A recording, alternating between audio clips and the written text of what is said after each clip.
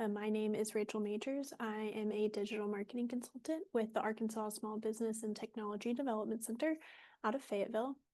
I'm working two screens here, so if you see me looking over,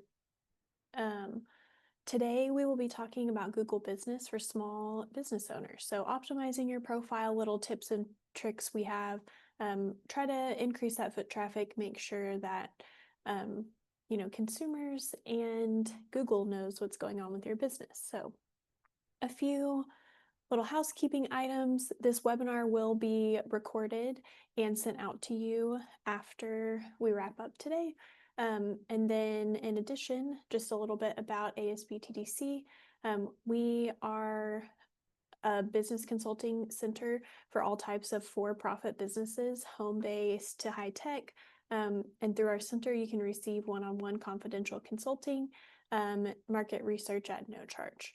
In addition to the webinars and events that we put on, like the one that you're attending today.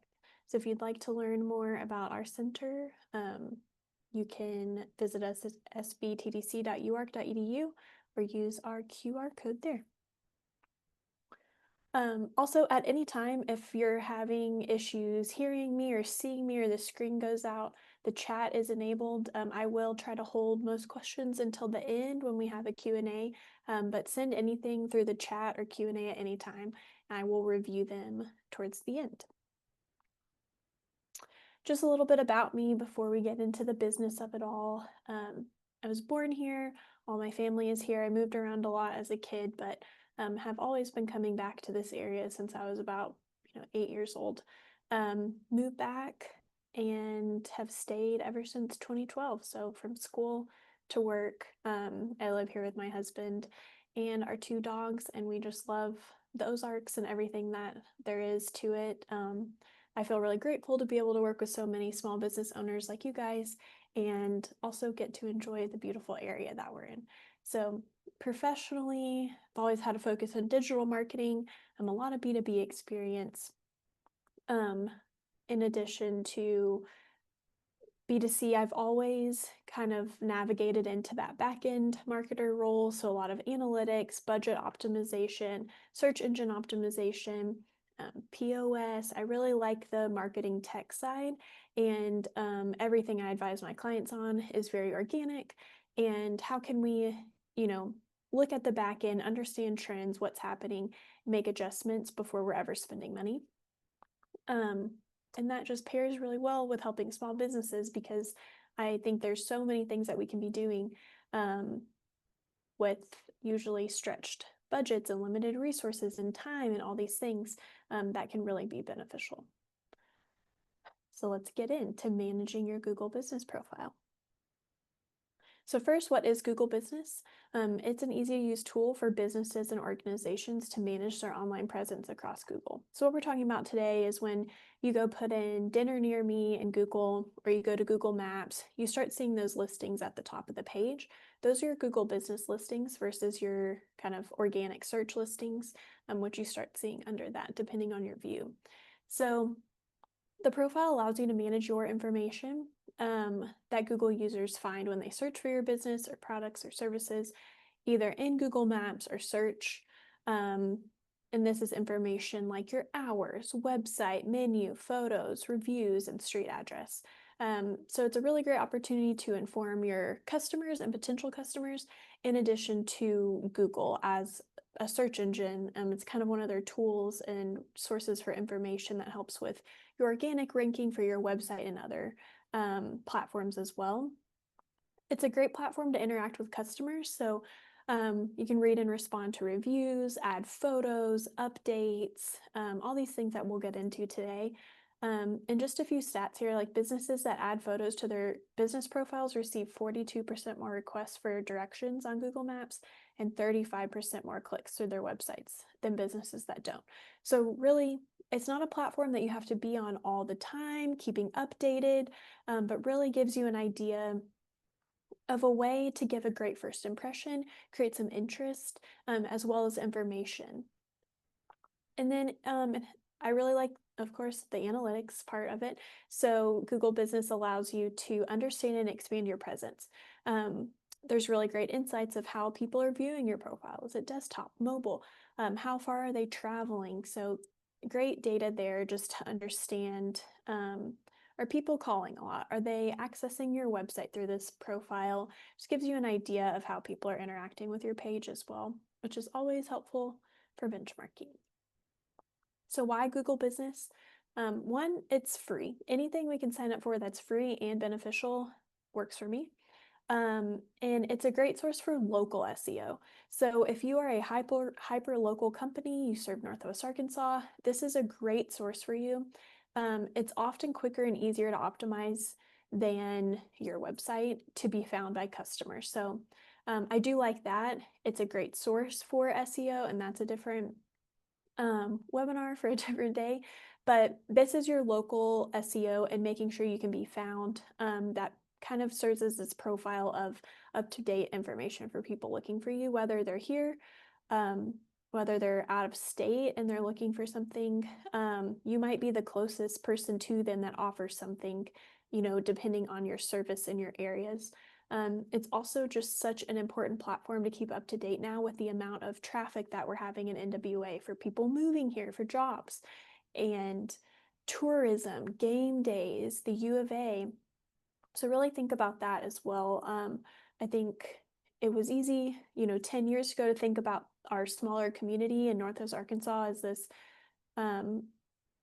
a little bit more of our bubble, but there are so many people traveling and we've become a tourism destination that Google Business is a great source for that. I was in Hot Springs earlier this year in February, and we were at a pizza place, and I look over and there was a table of 10, 12-year-olds who were there for a cheerleading competition.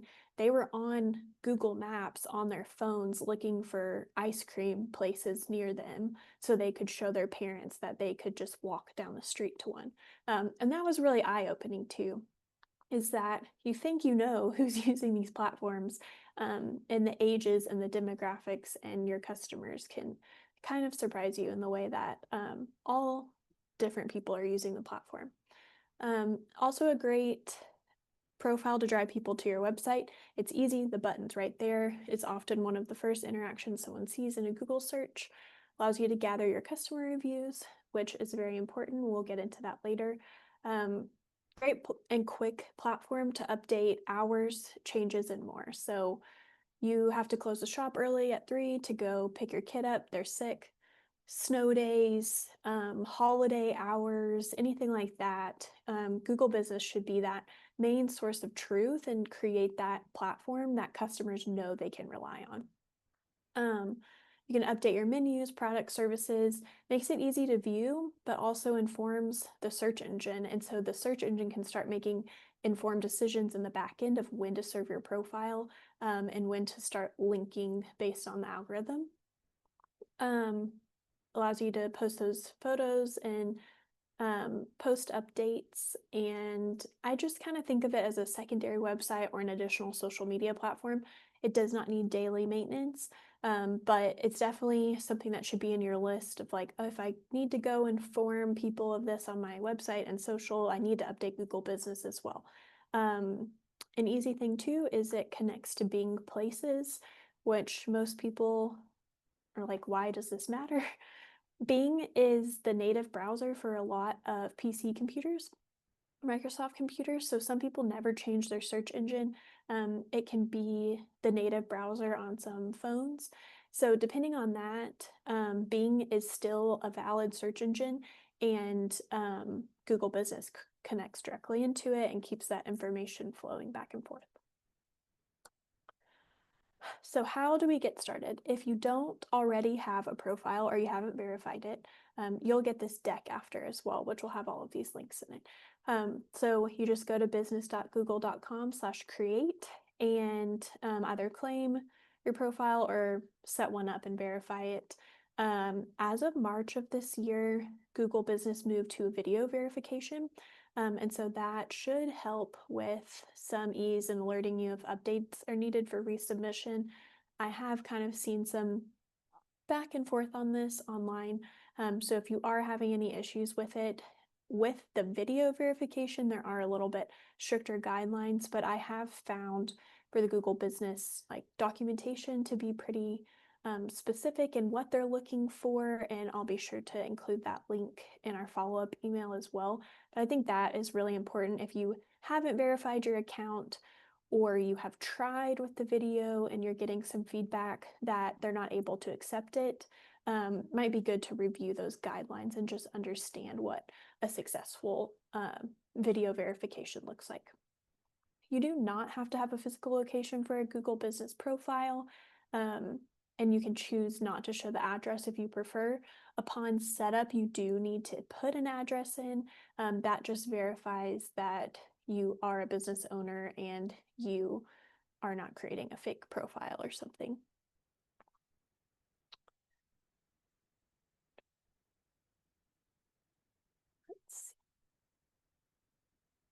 Okay, so customizing your account. It's a pretty simple account in my opinion. They're not trying to trick you into anything, not much is hidden. So I do really like that and appreciate that about the platform. So when we go into customizing our account, under edit profile, you start with the about, and the further you scroll down, you'll start getting into contact, location, hours, and more. We want to be sure that our business name is up to date. This just needs to be your business that customers know you as. It's not effective to put anything in your business name that you're trying to keyword. So it can't be like, if I'm using my fake example I made up of Fresh Sit Bar and Lounge, it cannot be Fresh Sit Bar and Lounge, Fayetteville's best bar. You can't add anything like that in your business name to try to optimize there. So always good to keep in mind as a best practice. Be really clear and in your business category or categories. There's a link in here to the full list of them, what's available, and then you can normally set custom categories or services as well.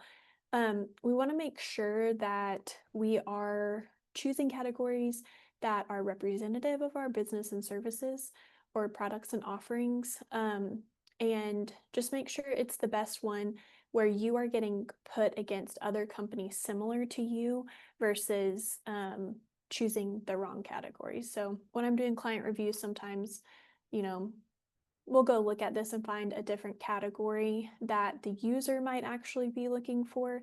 And that is normally more effective. So it all depends, but that main category is the most important as your primary, and then you can add those additional. Your business description is very important for Google to serve your profile. So you'll see in a screenshot in a few slides that putting things in your business description starts training the search engine to know when to serve you. You'll kind of start seeing this light up across reviews and the business description.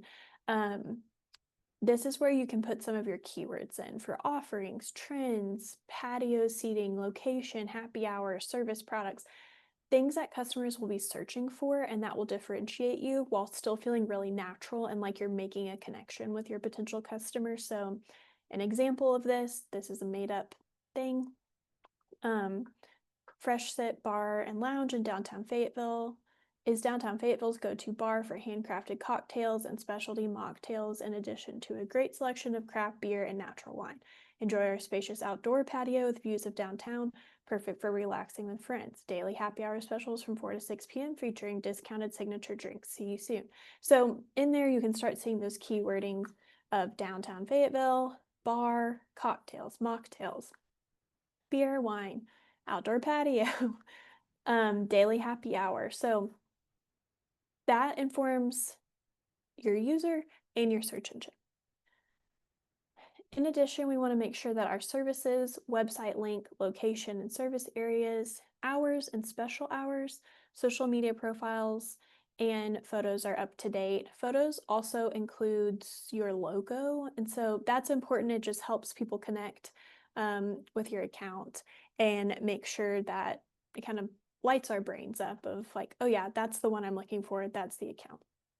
So for services, you can create custom services, as you can see down here, or choose from one of their lists outside of in the actual account. The location and service areas, I think I have this, I thought I did. You want to add that for who you can serve in that area. So say you have a brick and mortar in Fayetteville and you have an online shop that is national, you can put United States, but you can also put Fayetteville, Springdale, Rogers, Bentonville, Lowell. You can put the surrounding NWA. You just don't want to add those service areas that would be outside of that immediate area just to try to get people in. That can be misleading. And then hours and special hours are really important. Your hours can be your regular 10 to 7, 9 to 5, whatever. You can also set special hours for holidays. If you have brunch, then you close from noon to 2 or something, and then you reopen for dinner. You can set all of those established hours. If you have quiet hours, if you have anything specific that you're wanting to communicate from an hours and opening perspective, you can do that in the profile there.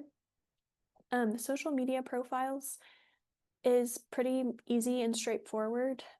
You can submit your own. I have noticed that there's been a decent amount of like Google business verification in the account, so you can often see something that looks like a here's what you originally put in, here's what Google validated. You always just want to make sure that those are actually real and that it's pulling the correct information, and validate that versus just letting Google do its own thing all the time. And then photos. So you don't need a ton of photos, but something that can give customers an idea of your space. What does it look like inside? What does your patio look like? I'm using patio a lot because I have like food on the brain. But if you have a place that people can come in, just kind of set the vibe, and set the scene. Characteristics about your business. These can vary, but it just gives people an idea of, can they come and work there? Is there Wi-Fi? Just like takes a little bit of that anxiety out of people for planning, trying something new. Parking options. Parking is always a question that people get. So if you can alleviate some of that up front, I think it's really helpful. And sometimes even just making the experience easier for your customers up front can make someone choose you over maybe a competitor. There was an update to services earlier this year, so you can provide more detailed service information now. Again, kind of this trend of informing both Google and the potential customer. So just giving more kind of menu idea where they can get a general idea just from that service tab in your account versus needing to go to your website, go look at social, go all the way across. It just creates a really nice kind of streamlined experience for the user. And then posts, posts have always been around. I don't think they've always been used super effectively, but Google has kind of reprioritized how they are doing this with updates, offers, and events. So I like this. It's giving more information to the search engine and the user, but it's also kind of changing what it's putting in the searches as well. So I really like this for events. Any special offers, if you're going to run a special happy hour or you have a pop-up happening, something like that, I think is really great to put in here. It's quick, people see it, and it tells Google what's going on as well. In addition, there will be certain things that you might see different from someone else depending on your category. So if you are a food-based business, you might see the option for a pickup link, or products. So just keep that in mind. Some of these screenshots, you might have one extra option than I do with some of the access. For your service area, we want to inform customers of our service areas and be honest in it. So that's under location and areas. So this is ensuring that you get in those searches of near me or city specific, but you can kind of see here in the service areas, you can set those however makes sense for you. Requesting reviews is a great part of the process. I think that there's a very intentional way to go around it, and we'll talk about that after kind of the details of it. But in the profile, to find that, you go to the read reviews. You will have the option to reply or get more reviews. If you click this button, it gives you this view of either a link or a QR code. So the options there are maybe a follow-up email with the review link, or printing that QR code off on a little desk or counter printout or something like that. I do encourage clients to have an option for customers to provide feedback that is not a Google review. So sometimes, like, we cannot control what people post or put on Google Business. And so if we're having an issue where maybe people are having less than 5-star experiences, and they're just running to Google, we want to create a different channel for that. So maybe that's a follow-up email. Maybe that's something in your checkout or client close process. If you keep that internal as like a survey or something first, you get that feedback. If they're really happy, you could send them an email with that Google Business link or something like that. So, a negative review can be really insightful too. And on the next slide, we'll talk about managing that. But I think that would be my one takeaway, is that you can learn so much from people and feedback, but if customers feel like they can only leave feedback through a public review platform, then sometimes it can get a little messy there. So replying to reviews, whether negative or positive, is very important. So it's a chance to show your level of customer service, in my opinion, in the way that you value your customers. It also helps Google, Google's using these customer reviews and replies to pull keywords. So, we have a great review. Thank you so much for leaving the review. We're so happy that you loved the chicken piccata, something like that.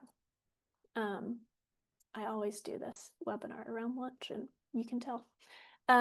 If we got a negative review, we apologize that you had that experience. We'd like to talk to you offline. Please reach out to us provide that information.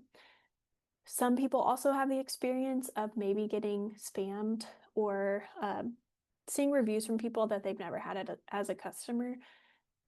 It's still important to reply to that. If you can verify that they have never been a customer, you can put something like that on the review reply.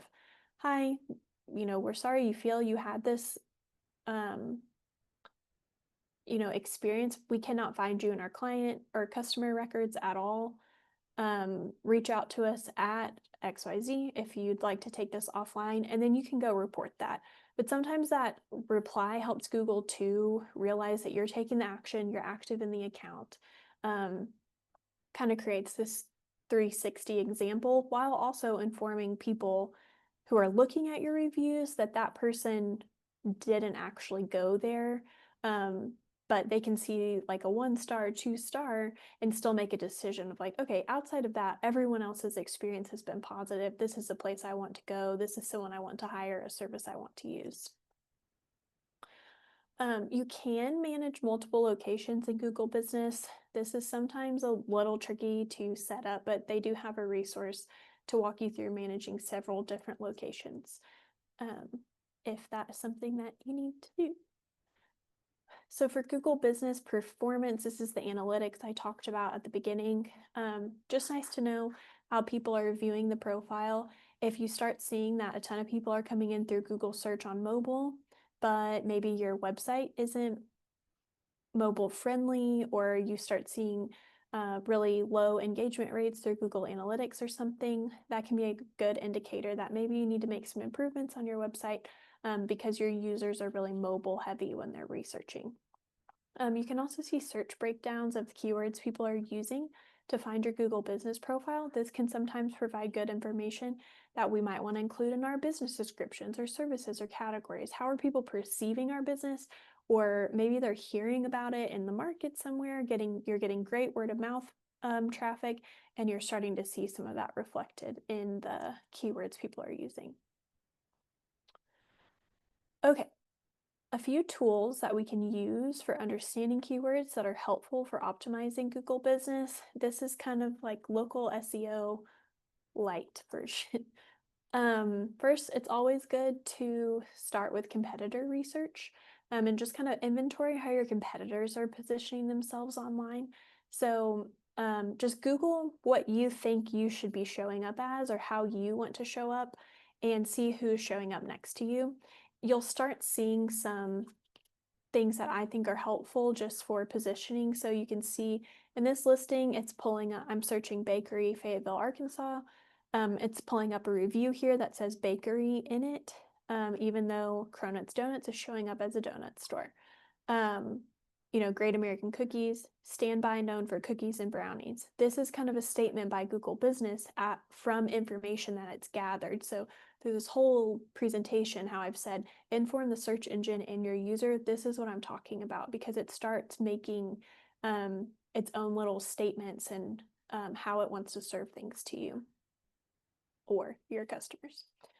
And then you can see the difference in wholesale, bakery, restaurant. So the images help people make decisions. These make decisions for the search engine and the user, but we want to make sure that we're coming up against people who are similar offerings to us and go look at their business descriptions. How are they positioning? A lot of the times you can find keyword opportunities and just make a few tips and tweaks that kind of put you just enough above competitors. Google Trends helps you understand like actual search requests made to Google. So you can do this daily, weekly, monthly, and annual view. And it's just really helpful to understand which term will be effective. Some search terms are regional. We say different things in Arkansas than they say in New York. So we might need to even understand what people here are using for our product services. Are there any specific terms we need to be aware of? And that would look like this. So the difference of bakery and pastry shop, something like that. You can see that for a 12-year variant, we can see that bakery really overperformed pastry shop. If we used pastry shop as our main category, we might be losing the opportunity for foot traffic and gathering some of that search traffic from users. Sometimes you will start to see that maybe Texas will light up in a different way than the rest of the country, and that's what I'm talking about in that regional, and it will break it down by the difference in those. Keyword Planner is also another free tool. This is in Google Ads, and you do not have to ever run Google Ads to use this tool, but it will give you insight into how often certain keywords are searched and how those have changed over time. What does competition look like? Related keywords as well. And then related searches, which is one of my favorites when you start digging in or you get in the Google black hole, as I start calling it. So there are search results under the original. You'll normally get to like the middle or bottom of the page where you start seeing them. And this kind of shows you like based on your search, here is what other people search. Starts giving you ideas of that as well. So maybe you start seeing cake bakery and that is relative to you, and you start working those keywords in a bit more than just general bakery. The intent is different. Start kind of thinking in that way. Like a cake bakery is very different than a bread bakery. So start understanding the differences there and how customers are finding and relating information. Google Business Advertising, should you run ads through the platform? That really depends on what you're trying to accomplish. So I get asked this most of the time because when people set up their Google Business account, normally you'll get an email or have a little notification that's like, you get $200 in credit. That can be attractive, and sometimes that's very helpful if you have the budget for it. It's normally once you spend a certain amount, you get a certain amount in credit. I think with any advertising, it can be easy to spend money quickly and ineffectively. So as long as you're doing the research, you feel that your profile is really well set up and optimized, you have those photos, your logos, like it looks good, it feels good, and you want to broadcast that out, I think it can be a great investment, especially if you're new or you have a lot of competition in your category and services. I think with any advertising, you just always want to consider the why behind the reason. We never want to run an ad out of fear or as a knee-jerk reaction, because normally there's something else going on in our marketing or sales or sometimes even customer service workflows that we might need to evaluate before spending money in. Spending money for advertising is effective when other things are working well in our business, but if we do have some issue somewhere that we need to uncover, if we're continuing to drive new customers and they're having that experience that might not be as positive, then your acquisition is different and you might have those first-time customers, but you're not having those returning customers. So all good things to think about. Okay, any questions? That is all of the content I have. I'm going to go over to the Q&A.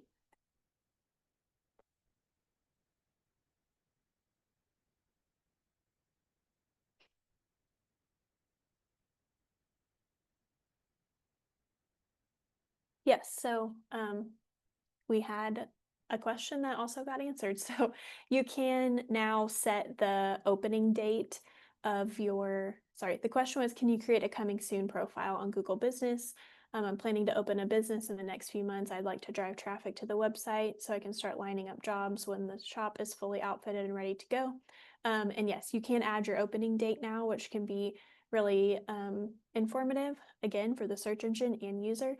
You can also put something like that in your description of coming soon, opening October 2025, something like that. And you might just need to validate that as well with your video verification if there was any pushback from the platform.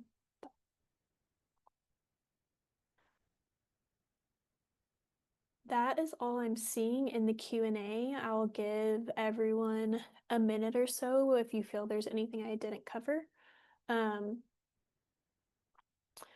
I will say I just met with a client on Wednesday, and he said that he took this course that I did in April, did some of the suggestions, and he has seen an increased foot traffic.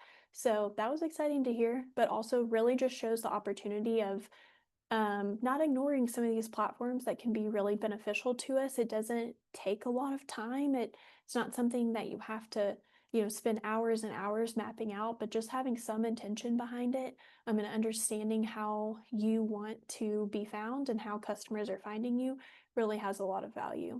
If there's anything that you feel you haven't communicated, or that your service staff or someone is always getting asked, that can be something too that might be good to put in the profile.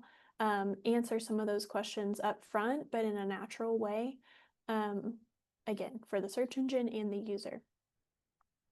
I'm just starting a business. Should I focus on creating the Google Business page first and then the website? So timing is really important, I think, in opening. This would depend on the type of business and how and when you're wanting to drive traffic. So Google Business is going to be fast to set up. I think that the profile is not always as effective if you are trying to drive people to another platform and that platform doesn't exist. So my recommendation would be to try to have your website set up and kind of have your marketing together and buckled up so that once you're on Google Business and you're wanting to get that traffic, it's available to go there. And customers can look at your website, look at your social, your Google Business, and they have a great view of what you're offering. So I would focus on website first. That's always a heavier lift anyways. Also, a lot of the time that's a good practice in understanding your positioning and messaging and keywording. Like, that's where you're doing a lot of your research and planning phase anyways. And then a lot of that can carry over even into your language for Google Business. Another question, I know we're talking about, but are there other platforms you suggest we get on as well? This will really depend on your business category. For service-related businesses like a vet clinic, plumber, electrician, things that are very recommendation heavy or trust heavy. I really like Nextdoor. You can have a Nextdoor business profile, which has similar optimization opportunities to Google Business. That just really helps because people ask for a ton of recommendations there. That can be anything from health clinics. Think of those things that you're always asking your friends, like, do you have a recommendation for X? There's so much chatter in Nextdoor, and I love it. It's also just kind of that word of mouth platform. Once you do have a Nextdoor business profile, people can tag you in their recommendations and in those threads, or um, you can go interact on those as well as the business owner. Outside of that, social media is important. The platforms will vary based on, again, your audience. It's mostly your audience. I always say pick 2 to 3, do them very well before you expand. It's really hard as, a small business owner normally to go try to do very heavy lift platforms like TikTok, where you need a ton of videos to do it very well, and that might not always be a good fit. So if those are things you're working through and talking through, that's everything that we help provide information for through our consultations at the center too, and really create an individual approach to your business. And then you mentioned consultations. How do we schedule that? On my next slide, which is what I should have had pulled up, is a reminder of our website. This is how you can sign up, and then you can scan the QR code here. So I'll leave this up for a minute.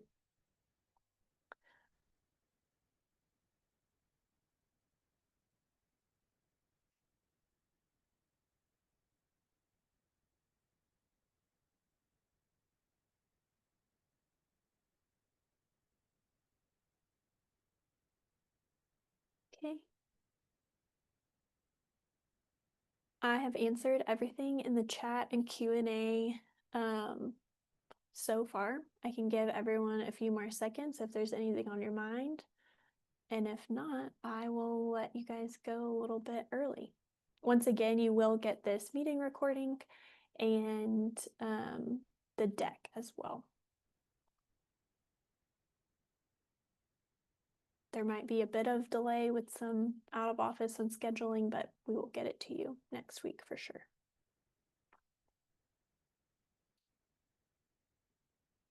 All right. Well, thank you guys so much for joining. I hope this was helpful. If you have any follow-ups, you can let us know via email.